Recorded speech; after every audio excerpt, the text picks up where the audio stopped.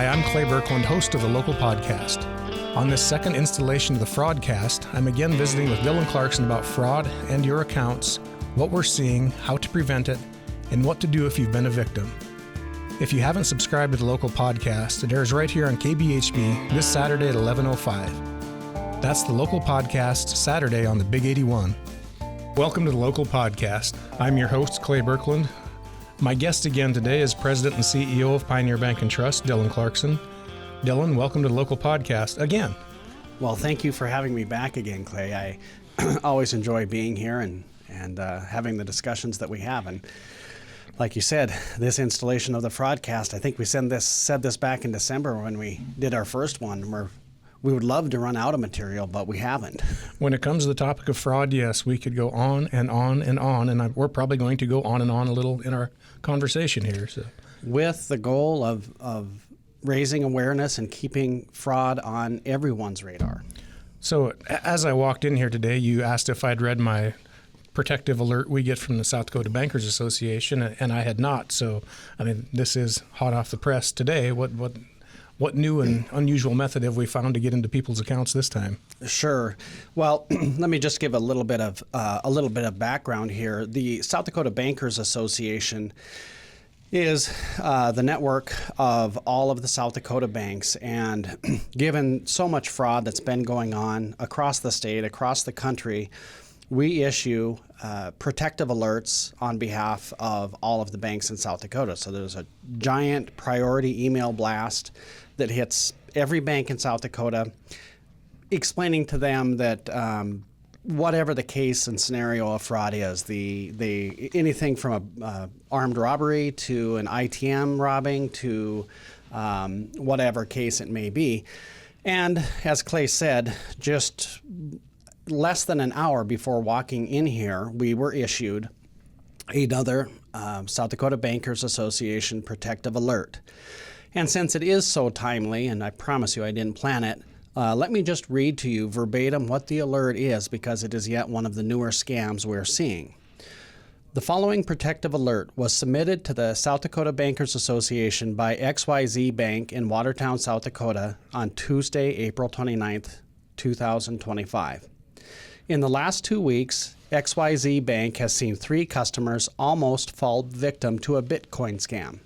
The scams seem to start off a bit different, yet always end with bringing cash to the Bitcoin machines at Sioux Valley Co-op. One customer's example. The scammer called the customer to tell her she meant to send $700 to her PayPal, but accidentally sent $7,000. They convinced the customer they needed to send back the difference, or the $6,300, via Bitcoin. The customer came in to withdraw the cash, stating they were coached to tell the tellers they were purchasing a car. The customer then took the funds to the Sioux Valley Co-op to place in their Bitcoin machines.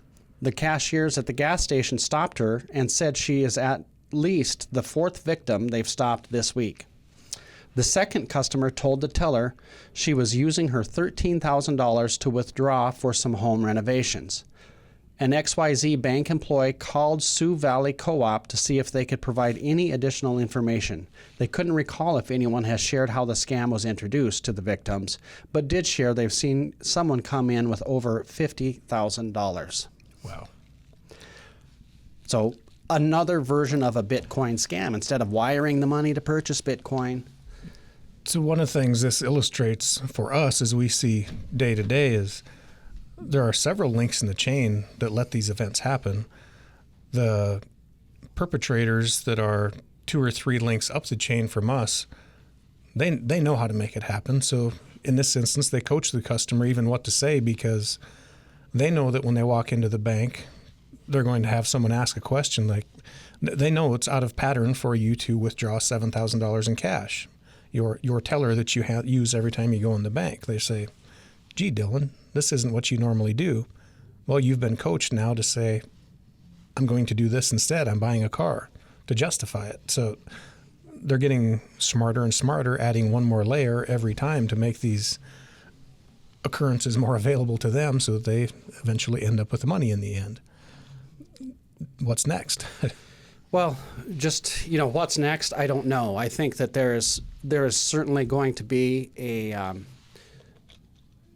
emerging artificial intelligence trend, and for everything that legitimate users may enjoy of artificial intelligence can be turned around to be a tool for a scammer, whether that's voice impersonations, and actually video and voice impersonations are gaining traction as well for scammers. So, for example, Clay does a lot of public speaking, does a lot of speaking on a certain podcast. Clay's voice is very recognizable. Seasoned veteran in the banking industry. So Clay calls you, or calls the bank employee, or calls his customer supposedly with an urgent wire that really needs to go out. Yep. By God, I've talked to Clay for 30 years. That's I know his voice. That's Clay. Yep. He did sound a little off today, but that was Clay. Yep. I know it. So we're going to send this. Well, that's artificial intelligence being used for the wrong purposes. Absolutely. And I feel like we're scaring the daylights out of our listeners, Clay, when we have this, but we're trying to aware the daylights out of you. How about that? Yeah, I guess it's probably a good thing you say that. We launch into our conversation probably at a level deeper than I should have. For our folks that are listening, we would rather talk about the markets. We would rather talk about the weather. We would rather talk about the great business environment in western South Dakota. But unfortunately, one of the things that we see routinely in our industry is fraud. The last thing we want is our friends, neighbors, business folks in our communities to suffer losses due to fraud, because that money goes away. So once again, we're here to talk about it and illustrate for everyone the different ways that we see it happening routinely. And hopefully, if you recognize some of these signs, it helps you be aware of what you should avoid. And we kind of jumped right into an instance of fraud where... Sure, that was Got to put the glasses on here so I can, We got hit right between the eyes on the first one. This is part of our... Well, it's part of our industry that we deal with every day. But as a bank, we deal with every business in America. We got some information again from South Dakota Bankers Association this morning. Just came out. So far, year to date, we've had $16.6 billion in losses from fraud in the United States. One more time, Clay. I'm going to say that was with a B, right? $16.6 billion in losses in the United States. That's greater than the annual gross domestic product of the state of South Dakota, I believe. I can't do that off the top of my head, but I think I'm close. Yeah, it's a big number. So it's like having all of our work in South Dakota just get thrown away in fraud. Cybercrime was 83% of those losses at $13.7 billion. Investment fraud, another $6.5 billion. Business email compromise, $2.8 billion. Tech support, $1.5 billion. Losses to persons over the age of 60, $5 billion. So those kind of highlight the areas that we see the most of that fraud happening. Cybercrime, how would you best define cybercrime? I would say largely anything that's perpetrated through a phishing or smishing link on an email is probably the beginning of cybercrime, to account takeover, because they've got your credentials for your sign-on. They've got your credentials, or you have a virus. You clicked on that email that then allowed access to your machine. Investment fraud, I think, that'd be a lot of your Bitcoin probably would fall into categories such as that. Pig butchering scams, kind of like we talked about. Investment fraud being, yes, you legitimately went to the bank. The bank didn't have any doubt as to your identity, but you did wire that money for an investment that you've never made before. You maybe didn't really know the firm you were sending the money to. Probably in that category, I'd say, Clay. And it's usually not in the class of a $500 loss. We see those being multiple thousands of dollars of loss. Yeah. The next one, my security to keep me from being cyber compromised kept me out of that for just a second here, but business email compromise. We in our house have seen a business email compromise happen here very recently. Without getting too deep into the detail, a business that we routinely run transactions for wanted to wire money. Very typical of them.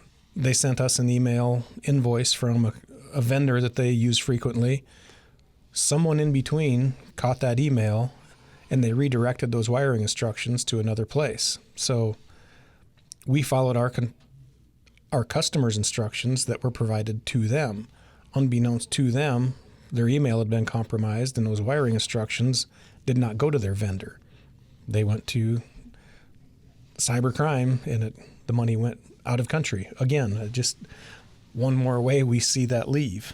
Yeah, and all crime, cybercrime scams, it's difficult to swallow, but the consequences to me really change when it becomes a wire scam, because when that money is gone, there's such little chance that any bank can retrieve it, even when all the banks are working together, which we do.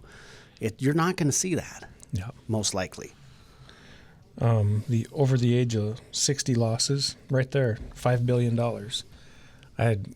I think in our last fraudcast, we talked in fairly great detail about how we see those things happen, but currently, what are the ones that stand out to you most in some of the...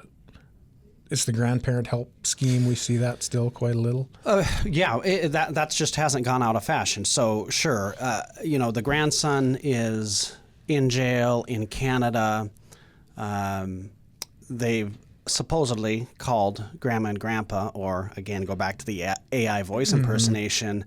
They need $9,000. It's got to be wired.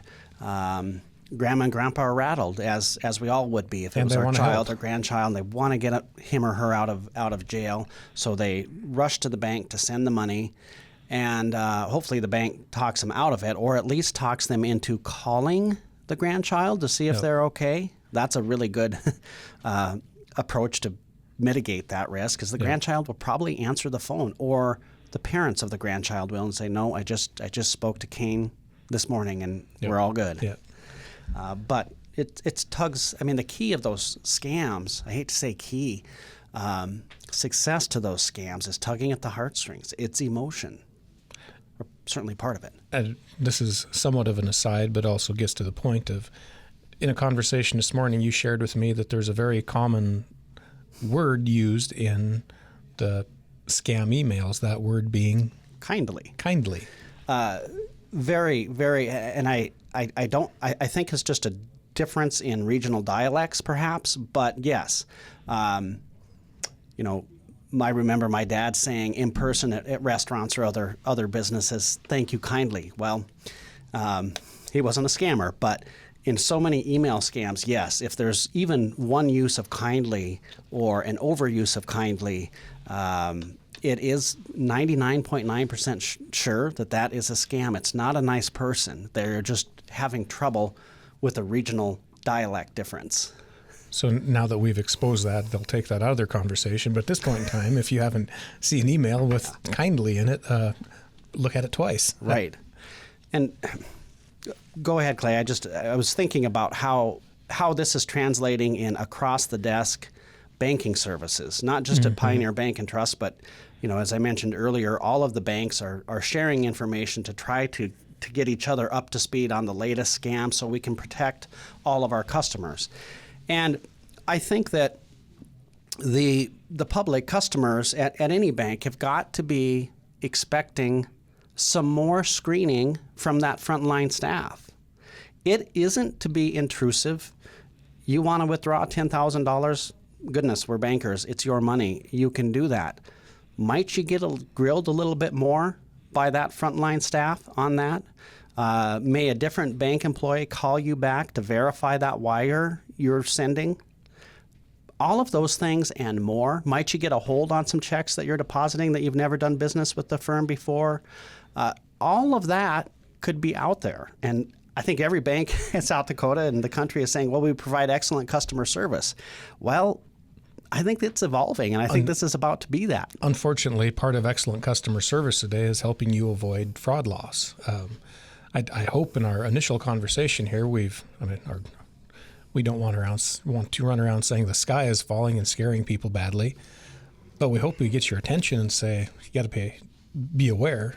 But then the next step is how do we help you avoid this? Well, the greatest help we provide is that frontline staff, the tellers you see at the drive-up window, the tellers when you walk up to them at the bank or the folks that are handling your wire. If they ask you one or two more questions than they used to, that's intentional. That's because we've seen losses. We've had other customers suffer losses. We want to help you avoid that loss. So I guess if my message would be always pay attention, but be a little patient too, as we try to help you avoid that loss in one of these ways. That so enumerate some of those ways that we help you avoid loss.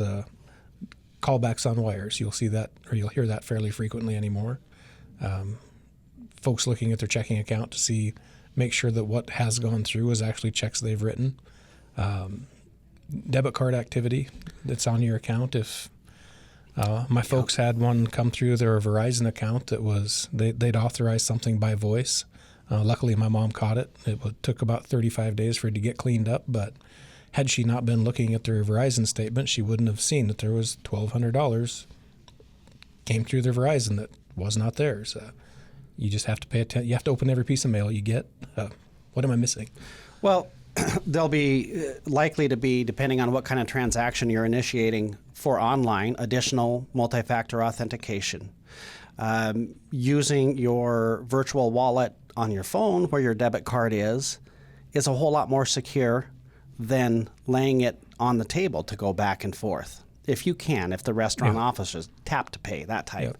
Yep. You may see holds being placed on checks that you're depositing into your business account if you've not done a lot of business with this firm before, or if you have opened up a brand new account at a financial institution that is new to you, and that you have an unusually large deposit. That's a lot of red flags. Probably going to be a hold placed on that item that you're depositing, and actually let the checks clear instead of giving you next day or immediate availability on those funds. Yeah, and if the person on the other end is telling you, you need to make this happen soon, the next 3 days, that sense of urgency, that's probably the greatest key to slow down and wait. Let those checks clear. For sure, and it comes back to, another component of it is the opener that we started with, and that the person asking you to send them the money, the fraudster, the scamster in this case, is telling you to tell your bank, your financial institution, not something other than the real reason you're buying it. Yep. You're buying equipment, you're buying a car, you're buying this, something more traditional. In a whole series of red flags, that's another huge one. Yeah. So